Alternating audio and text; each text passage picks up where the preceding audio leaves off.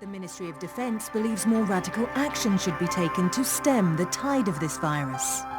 The question is, are there still non-infected survivors in the city as the GRE maintains? And if so, will the ministry still go through with a stated plan to annihilate the city?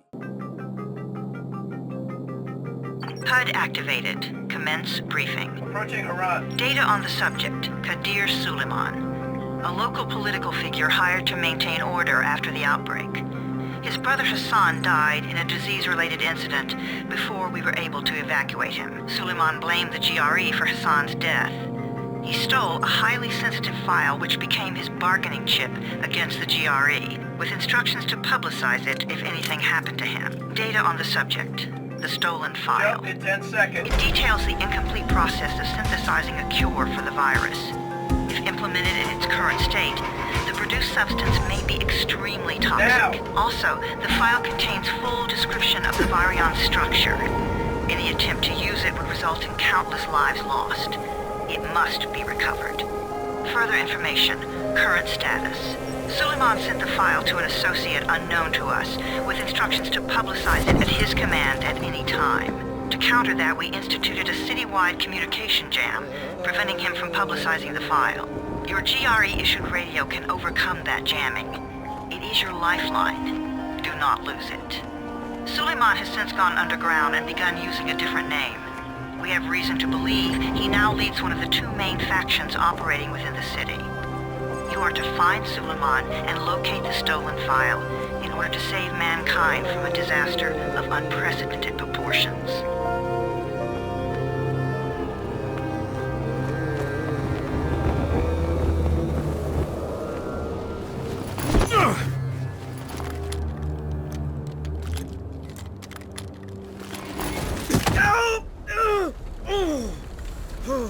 I'll just go ahead and skip this. I told you that wasn't a normal drop.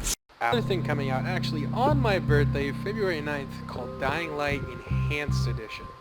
Now, to give you a little backstory on Dying Light, let me just go ahead and give you the generic shit, and trust me, most of this is true. Traverse an extensive world plugged into chaos and destruction. In this diverse environment, you'll fight for survival against numerous kinds of enemies, since the infected are not the only threat. Facing down other desperate humans is often the only way to get precious supplies. Night changes the rules. In daylight, you explore the city, searching for supplies and weapons. After nightfall, though, this infected world undergoes a dramatic transformation that gives the gameplay a new dimension. A hunter by day, become prey. The infected grow in strength, but something even more sinister looms in the darkness to begin its hunt. Parkour-style movement. Whether you hunt or escape the hunters, you can move around the city with ease and speed. Jump between rooftops, climb walls, attack your foes from above. Dying Light gives players a freedom of movement never seen in open world games before. Very true. 4-player co-op. Not going to really get into the explanation of that a little bit. Asymmetric multiplayer. Your game can be invaded by the Night Hunter, a human-controlled, extremely powerful enemy. Join forces with other players to repel this invasion or go one-on-one with Haran's worst nightmare. So this has become the zombie. It's a DLC in itself. Now, the enhanced version of the game is going to be pretty amazing, actually. So here's the changes. Dying Light is now bigger, better, and scarier than ever before. Enjoy the ultimate zombie experience as you scavenge for supplies, craft weapons, and do anything you can survive. In a city, you can do anything you can to survive in a city ravaged by the zombie virus. Expanded with Dying Light the following. Discover the untold chapter of Kyle Crane, your character. Discover his untold chapter of his story thanks to this massive expansion.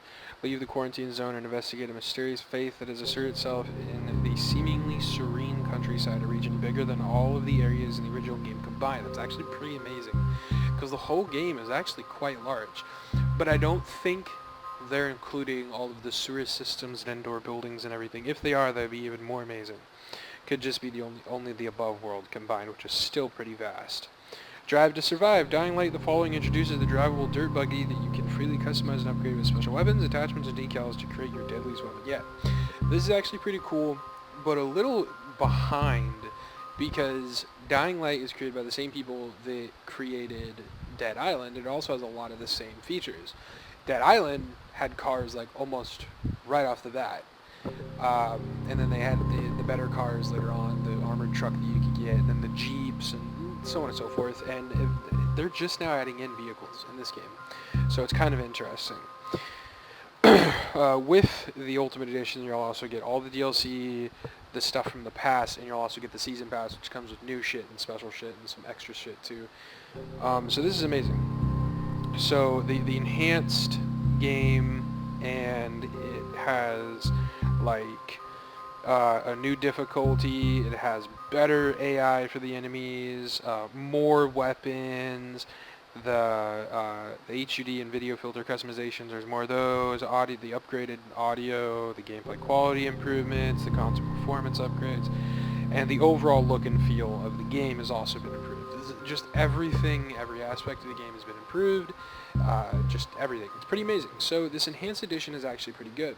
If you don't have Dying Light already, I suggest maybe playing the demo, because you can actually get that on the Xbox One. I don't know about the PlayStation, but you can get the demo on the Xbox One, maybe even on Steam on the computer, and you can play it, try it out.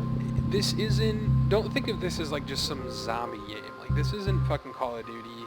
This isn't anything. This may be comparable to Dead Island, but Dying Light is its own game, and it's amazing.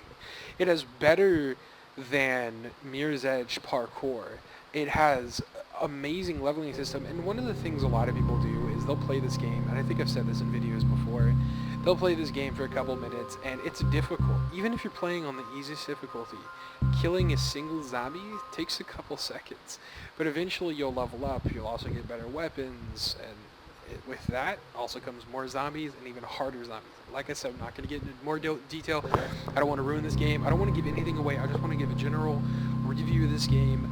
I don't want to give you guys any bias, but I'm just saying that part right there because it's just kind of stupid. I've seen reviews of this game. People say it's too difficult to kill zombies. The difficulty change doesn't really change anything. That's not true. You haven't been to the higher levels, most likely. Anybody who reviews this game in that format is like playing it for 5 minutes and then they're done. Maybe watching 2 or 3 cutscenes and they're like, oh, these graphics are garbage. That's not how it is. Dying Light, in my opinion, just let me say that, in my opinion, Dying Light is an amazing game overall. If I were talking about the best possible game it could be with everything in this game, and could it do anything better? Yes. It's probably going to be even better with the Enhanced Edition, but right now, this game for me, 8 out of 10. And that is being really skimpy. I could probably say it's 10 out of 10 for sure, because there's no other game like this. But this is, having played this game through and through multiple times, and it has this difficulty style of when you beat the game, you can go into a new game plus, kind of like Dark Souls. And it gets more difficult. The easier levels are actually harder. You know, you keep some of your inventory, you keep your levels. But this game is amazing, and it has a skill tree. I don't want to get into it too much. I'm just trying to make this video about 10 minutes long. But I want to tell you guys this, as I think an article I read said, Dying Light, or at least titled, Dying Light's Not Dead Yet. This game, everyone thought it was going to be dead. There was some stuff that came out, kind of like with Destiny, where they had like the SRL, and they had extra missions put into the game and more guns and weapons and things put into the game in here, and it was good, but it didn't change much, you know? So it's not dead yet. Don't think that Dying Light's garbage. Don't think it's not going to go anywhere. They haven't released their first DLC, and they're going to. They're releasing their first DLC. And there's already a DLC that's kind of out, but it's not too much. It's called the Bozak Horde, or Bozak's Horde. I forget the exact pronunciation. And I can't stress it enough, guys. I'm going to be getting this. I'm going to compare, by the way, the screen probably looks like shitty graphics, but I don't want to start it or anything.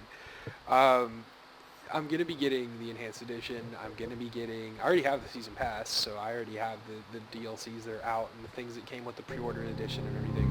I'm going to see if I can actually trade Dying Light in and maybe another game, because there's 2 games I don't really play anymore, and I'm going to try and get this game, guys. I have the money for it. I could probably go buy it if it was available right now, but I have to wait until my birthday.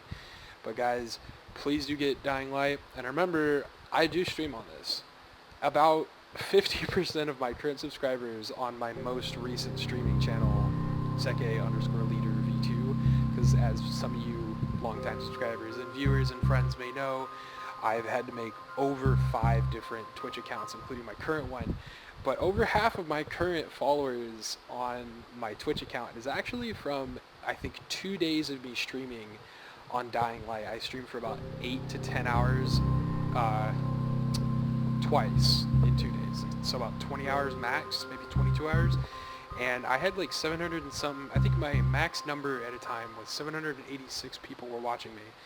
And then it kind of like went down to like 750 people. But that exact number is, I think, the highest I had in 2 days. I got a lot of followers. I had a lot of people watching. It was pretty cool. It was really fun.